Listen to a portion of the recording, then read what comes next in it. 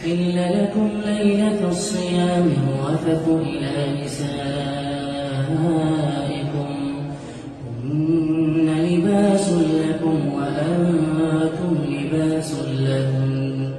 علم الله أنكم كنتم تختانون أنفسكم فتاب عليكم وعفى عنكم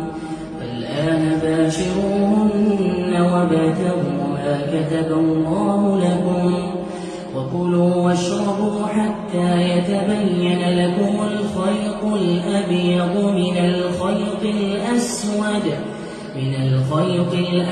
من الفجر ثم أتموا الصيام إلى الليل ولا تباشروهن وأنتم عاكفون في المساجد تلك حدود الله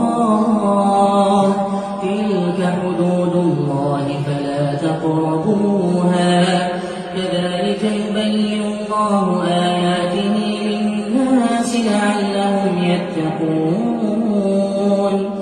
ولا تأكلوا أموالكم بينكم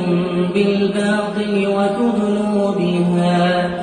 وتدلوا بها إلى الحكام لتأكلوا فريقا من أموال الناس بالإثم وأنتم تعلمون يسألونك عن الأهلة قل هي مواقيت للناس والحج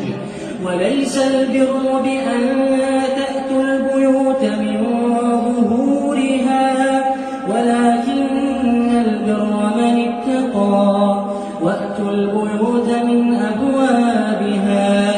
واتقوا الله لعلكم تفلحون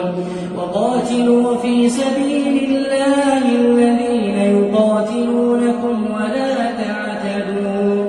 إن الله لا يحب المعتدين.